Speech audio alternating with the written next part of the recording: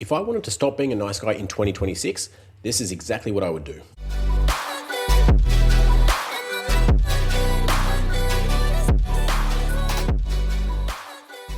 You're listening to the Be Better podcast. I'm Harrison Orr. After coaching almost 500 men, one truth stands out. Your marriage, business, and peace of mind all hinge on one thing: how grounded you are as a man. So with the 2025 coming to a close, I have been reflecting on my journey, on the Grounded Man method, the resources, the transformations in there. And I know around this time of year, everyone, first of all, they start to switch off, and then they start to kick into maybe a bit of reflection, but then also maybe a bit of, okay, what do I want to be different next year? How do I want to grow? What's my direction, my desired outcomes, whether it's in business, personal, relationship, which will all depend on, the season of life that you're in right now. But if being a nice guy, if your relationship, if your personal journey is what you've identified as the biggest ROI opportunity, the biggest linchpin to having the life, the resources, the relationship, the business, the being the man that you ultimately want to be, then perfect. Because I'm going to walk you through the exact steps that I would take in 2026 if I wanted to evolve out of the nice guy and where I would start. Because I know it can be super overwhelming with so many books, approaches, resources, all the things out there, and it gets real fucking confusing. So the absolute first thing I would do, and this is, you could say that this is the first thing that I would do for just about anything, not just nice guy related, but the first absolute non-negotiable must do is regulate my nervous system. If you are reactive, and to be clear, when I say reactive, I don't just mean, you have a short fuse so you get angry real quickly and easily, but going blank, like going numb and just freezing every time there's a hint of emotion, conflict, pressure, that is being reactive as well. So when we talk about being reactive from a nervous system standpoint, you've got fight, flight, freeze. There's a couple others, but those are the main ones that most people act with.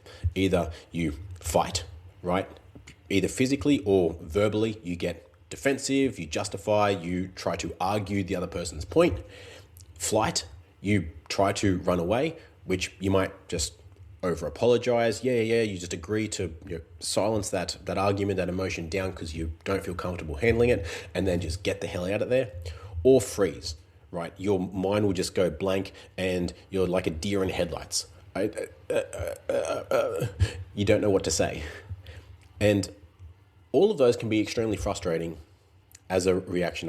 I've definitely been in the freeze more often than not before I started doing all this work. And it was extremely frustrating.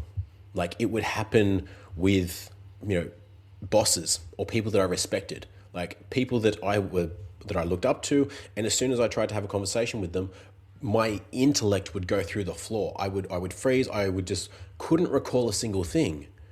And then I get to the end of the conversation, I'm thinking, oh, they think I'm such a fucking idiot. Like, couldn't remember anything, could barely articulate a sentence. And then the same thing would happen in my relationship.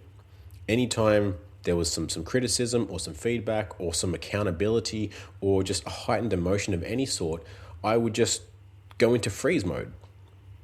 The best other option other than just freezing was often either a justification trying to preserve my ego and image, neither of which are very conducive to having a healthy, not just relationship, but level of communication, right? Imagine trying to bring something up to someone and they just freeze or they justify.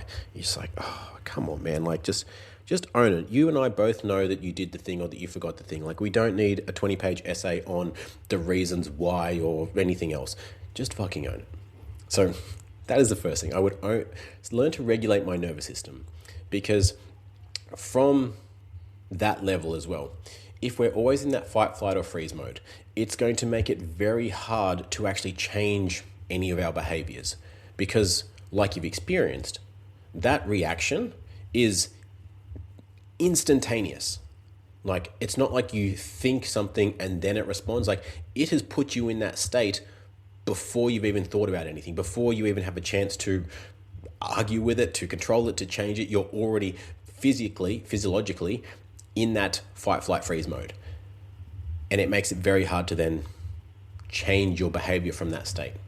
That's why maybe you've been in the situation before where you say like, I know what I need to do, but it comes to the moment and I just freeze, or I react the exact same way. Yeah, because more information won't help you in changing your behavior in those moments. Only regulating your nervous system to create enough space between the stimulus and your response is what will enable that change.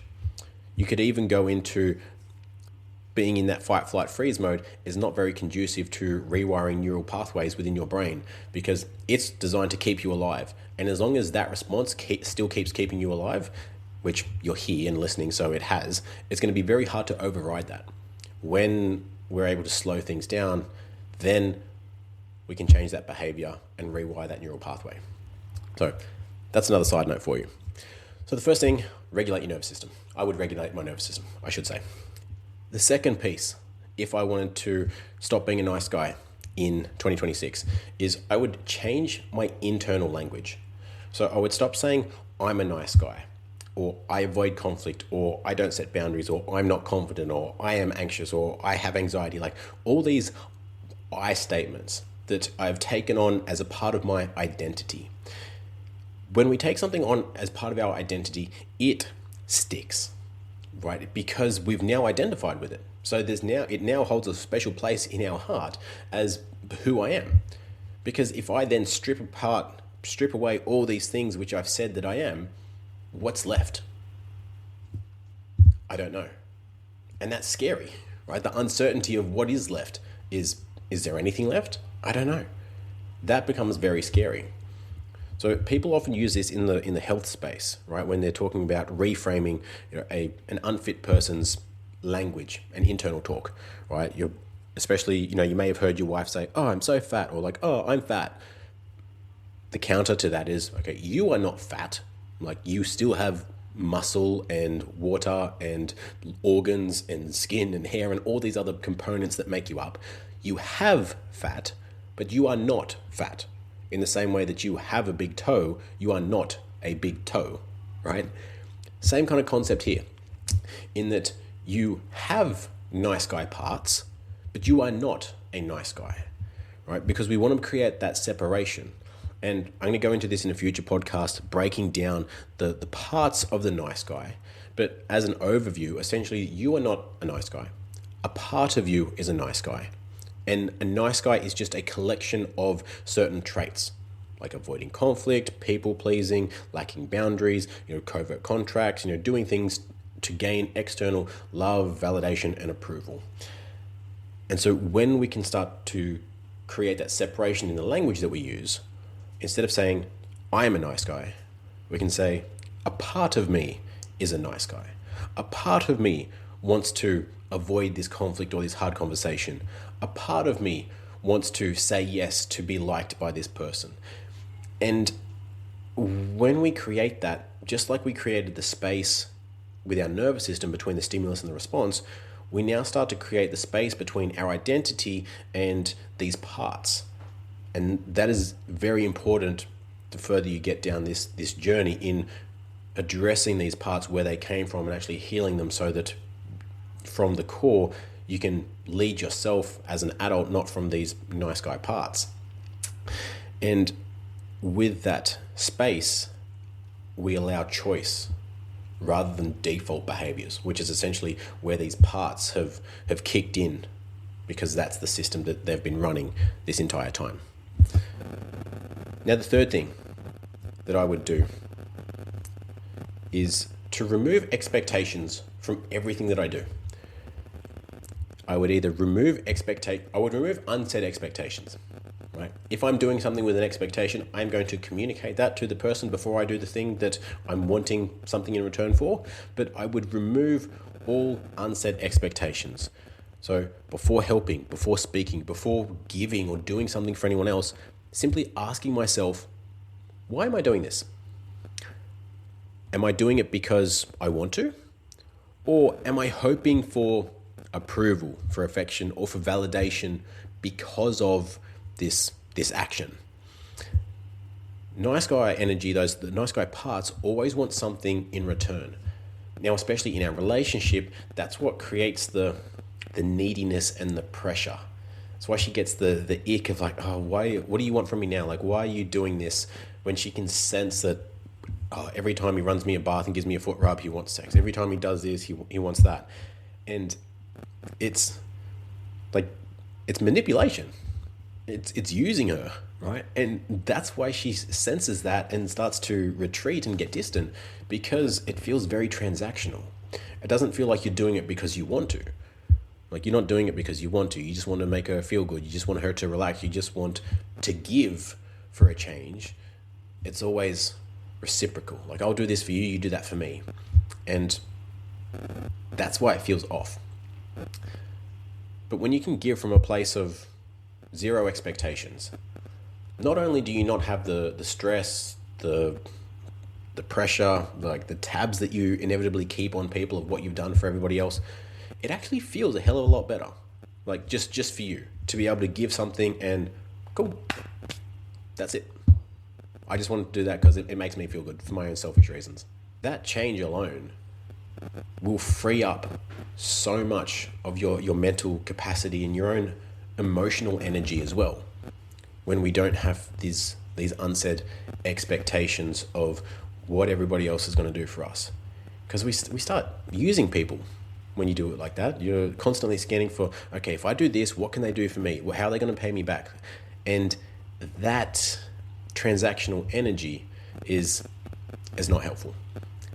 You can also what I would also start to look into as well is if I noticed that there was something that I was wanting more from in these interactions. Like, I noticed that, okay, I'm wanting more validation, or approval, in these things that I was doing. I would look at why I haven't been able to provide that for myself. Like, why do I feel the need to externalize this and have to get it from an external source? Why do I feel that I can't create that for myself? And I decide that I'm valid. I decide that I'm worthy of approval, that I'm just worthy, full stop. Then we start to go these layers deeper. Because one fundamental understanding of truly addressing these nice guy parts is that it's not just more stuff to do, right? Like, you could pick any of these traits apart and say, okay, well, to avoid conflict, this is how you work on that. To, be more confident, this is how you do that. To, stop saying yes when you want to say no, start doing this. And you can find traits and hacks to address all of them individually, but they'll ultimately just be another mask until you address where they came from. And that's when this underlying energy actually starts to shift. Because especially as a nice guy, even if you have all the scripts, right, you say the right things, you do the right things, but it's coming from that nice guy neediness, covert contract energy, it feels off. Right? That's the sleazy salesman type energy, the guy that's got commission breath, that, he said the right things, he's got a product or a service that you want, and you're like, this guy's he's just off, he's just sleazy, like, I don't trust him, I don't want it, like, I get the ick. That's what nice guy energy gives off when we try to keep those agendas hidden without being transparent and just either dismantling them or just owning them. Then the fourth thing that I would do is slow down on purpose. Now, I don't mean slow down as in get lazy, get complacent, and just kick your feet up. I mean being able to slow my breathing, slow my responses, slow my movements down from a place of intention and power. Because when you get anxious, when we get fearful, our body wants to move. Our heart rate elevates, our blood starts pumping, the tension starts to build, especially if you go into then anger, that raises the cortisol, even testosterone, and then you're just full of like hormones and things that you want to move, want to keep going, get going. But when you can slow down, again, we're creating more spaciousness here between stimulus and response, between stimulus and identity, or parts of us stepping forward. And from this place, we choose how we respond. We can be intentional with the words that we use, with how we interact, with our next behaviors or our next move. And when you can create that, especially in your relationship, you can actually increase your level of attunement to your wife or to your partner. Now, especially your female partner, not always, actually very rarely, is it going to be a logical solution or logical move that is required on your part if she's frustrated, emotional, in this piece of conflict. Very often, it's an emotional need that she wants met, right? That she wants to be heard. She doesn't need a solution from you. She just wants to be hugged. She doesn't need a solution from you. But if you don't have the space to create, to feel into that attunement into what she needs, then you'll keep trying to solve all her problems that she doesn't want you to solve. And that's why you end up in a position where either the argument escalates, she just throws her hands in the air and says, "You're not even fucking listening. I don't even know why I bother." And you're just left as confused because you told me the thing and I gave you a solution and now you don't want it. Like, what do you mean? I was listening. And then you just feel like a baffled idiot because that's not what she wanted from you in that moment. But unless you can stop being so reactive and slow things down and create that space, you'll never be able to navigate those from a place of emotion and attunement. It'll always come from problem solving, reactive, I need to prove my worth type of energy, which is not what she's coming to you for. Now, the fifth piece, I would stop outsourcing my authority. I used to do this all the time, and now I look back at it and I want to go back and just throat punch myself because of how pathetic this must have made me look and how I feel about myself at that time. And this is I don't care, whatever you want. Totally up to you, babe, I don't mind. The nonchalant, struggling to make a decision type energy. Because what we think, if the other person gets their way, then they'll like us, that they'll be happy. Now that I've been aware of this, it actually seems the exact opposite. If you're asking someone, think about it from a logical standpoint. If you're asking someone hey, what do you like? What's your, what flavor do you want? What do you want for dinner? What do you want to do on the weekend? Asking you for genuine input, and you just say, I don't care, up to you. A little bit frustrating, isn't it? Because you genuinely want to know, what do you like? And that lack of confidence in making a decision, that lack of for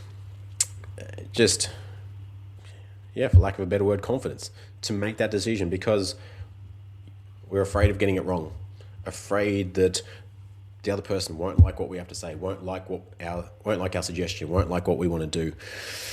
It creates more distance, more negative, cold distance than it does connection.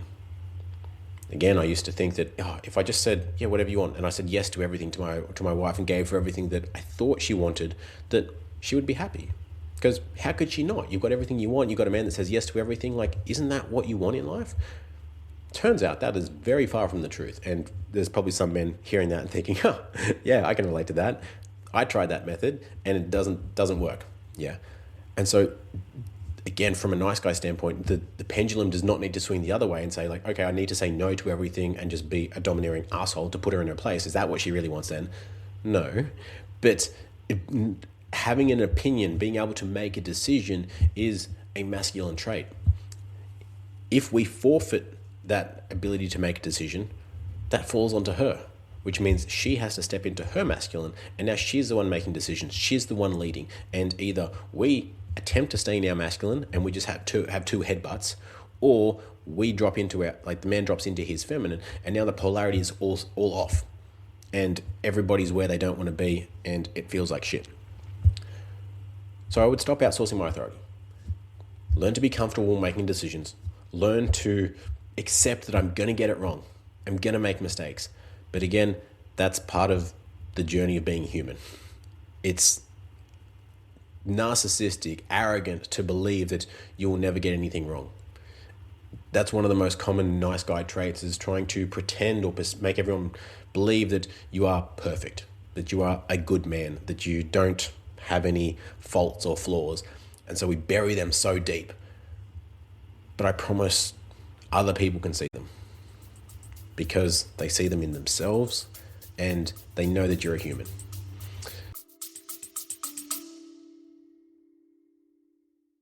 Just a quick announcement, guys. If you are a high-performing father or a successful business owner who's built the life you said you always wanted, and even a life most men would envy, but deep down you feel like something's off. Your drive and fire is just your marriage just feels stale, your energy is just not what it used to be, or maybe you're still stuck in the nice guy syndrome, but you're ready to lead with real presence and confidence again. Well, that's exactly what I help men like you to do. So if you're ready to take action and want to know if my coaching is right for you, either scroll down to the show notes or go to my Instagram page, The Elite Father, and click on the link tree to apply. You've built the business success. Now let's build success where it really matters. Now, back to the show. So, get comfortable making decisions. Start with little ones. Hey, this is what we're going to have for dinner. How's that feel for you? Just notice how that feels, that level of direction. Hey, I was thinking this would be cool to do on the weekend. We can leave here at this time and have this and da-da-da-da. What do you think? Oh, sorry, how does that feel? Yeah, it's direction, it's option. They still have the opportunity to say, no, I don't feel like that. I'd rather do this, whatever. But you keep navigating that with direction, with forward momentum, instead of fine, whatever you want, up to you, I don't care. That type of submissive energy that is not attractive for most women. And then number 6, this is the second last one for today. I would stop trying to do it on my own. I used to think that if I listened to enough podcasts, if I read enough books, if I consumed enough information, that I could just figure it out on my own. But it will get you so far, right? I'm sure given long enough and the right resources, it will get you a certain way down this journey. But there is always that level of doubt for most people. If you're doing it on your own, am I doing the right thing? Is this the right order of things? I'm feeling this way. Is this part of the journey? Am I doing it wrong?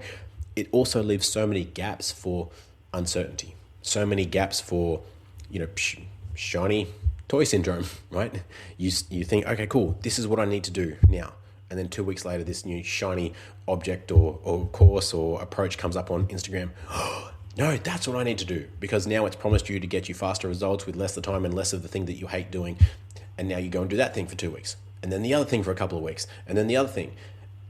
And sure, most of them would probably get you further along, but being inconsistent with any of them will guarantee you that you get nowhere.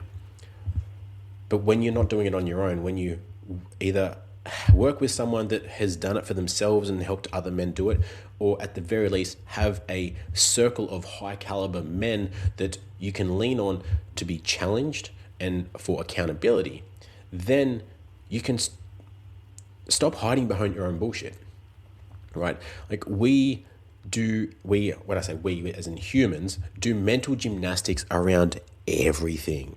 Like, so if there's people that can justify killing another human for basically no reason because of their ethnicity or their religion, I can promise you it's not hard for you to do mental gymnastics around why you don't need to do the thing today, right? Or justify why you said yes when you want to say no. Justify why you didn't own that thing when you know in plain day that you should have, and everything else.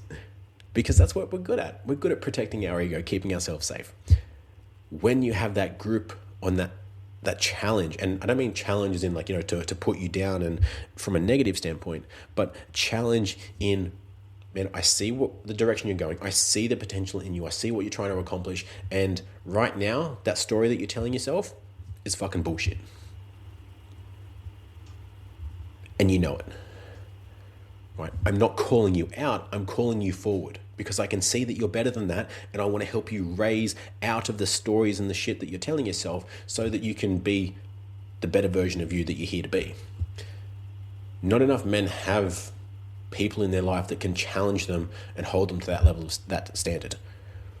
If you take nothing else from this podcast, your interactions with me at all, I highly implore you to find at least one, if not a group of men that can fit that container for you. It will do more for your mental health, more for your growth, more for literally everything in your life than I dare say anything else would.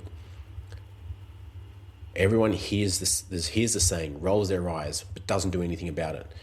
You are the average of the top 5 people you spend your time with. The people that you sit with, the people that you talk to, the people that you message, the people that you interact with, you are the average of those people. And so if you don't have people that you can share your hard truth with, that you can be that level of direct, that you can allow them to challenge you and actually take it on board without getting dismissive or, bum hurt, then you're only doing yourself a disservice. And especially when you have these challenges as you're growing, if you don't have that circle, where do you take those challenges to?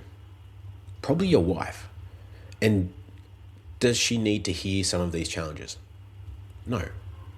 She wants to know how you're feeling and what's going on in your space. But she wants the end outcome of, there was a problem, I got it sorted, this is what I'm doing, and done. Okay, cool. I can relax knowing that he's resourceful and that he's got it sorted, he'll take care of it, whatever.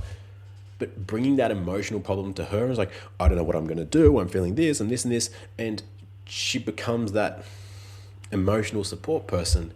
It just weakens that polarity.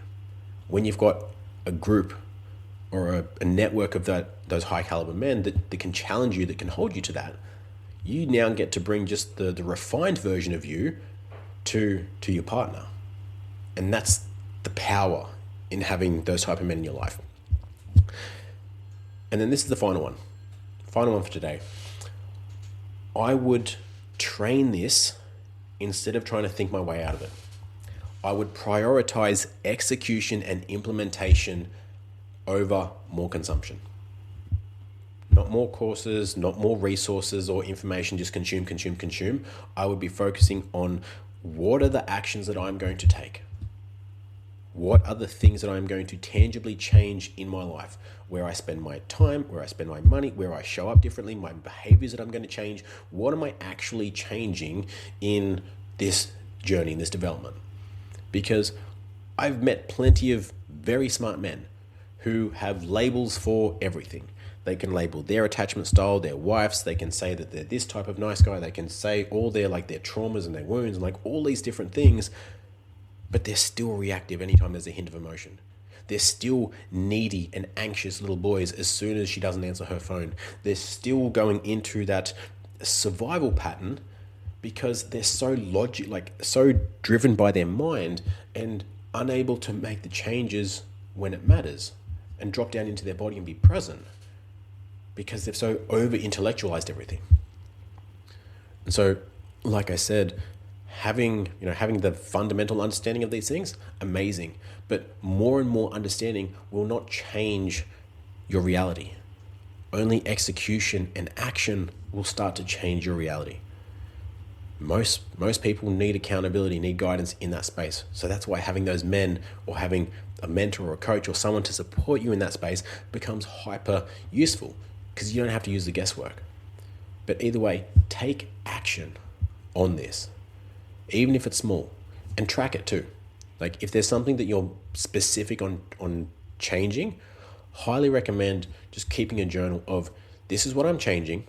This is my, if you're doing it on your own, this is my theory, right? That if I do these actions, this will change this. Okay, cool. Now I'm going to create a log. How often am I going to do it? What's the frequency? Is it weekly? Is it daily? Is it bi-daily? What is it? Okay, now I can track it. Yes or no, every single time that I said I would do it. Then at the end of a week, a month, whatever, how do I feel? How am I in relation to the thing that I said I was hoping to achieve? And then you can look at it from the standpoint of, okay, have I been consistent enough to prove or disprove this belief, this approach? If you haven't been consistent enough, cool, it's got nothing to do with the plan at this point. It's just you haven't done it enough times. It's just a consistency piece.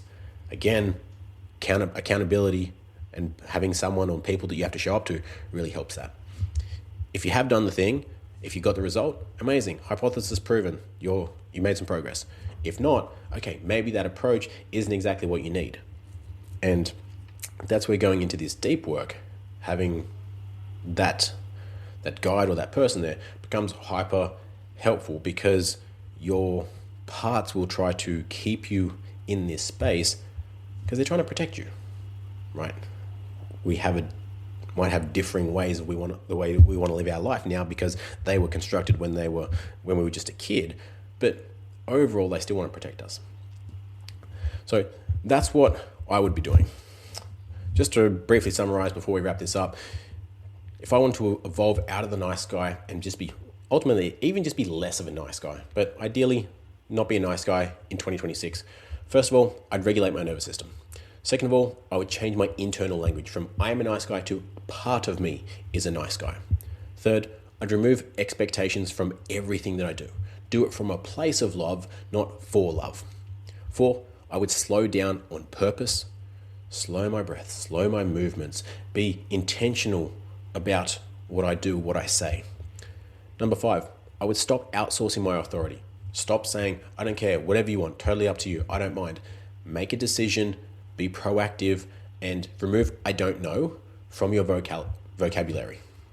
6, I'd stop trying to do it on my own, right? Get the support crew, get the coach, get the mentor, get someone who has been there, done that, someone to hold me as I navigate that space so that I don't fall back into old patterns and don't create some new story of bullshit of why I need to keep running the same pattern that is clearly not working. And number 7, take action. Stop consuming more information, prioritize the execution and the action over everything else, and then you'll get tangible feedback as to if this approach is working or if you need to go and see someone else or take a different approach. So with that, that's exactly my framework, what I would be stepping into for 2026 if I wanted to evolve out of the nice guy. That's all exactly what we do inside the Grounded Man method. If you're like, that sounds confusing, I don't want to have to remember all that, I just want someone to guide me through exactly what to do, reach out. If that's you, we can have a chat to see if you're a fit. Otherwise, you've now got the game plan. Don't be sorry, be better, and I'll see you guys next time.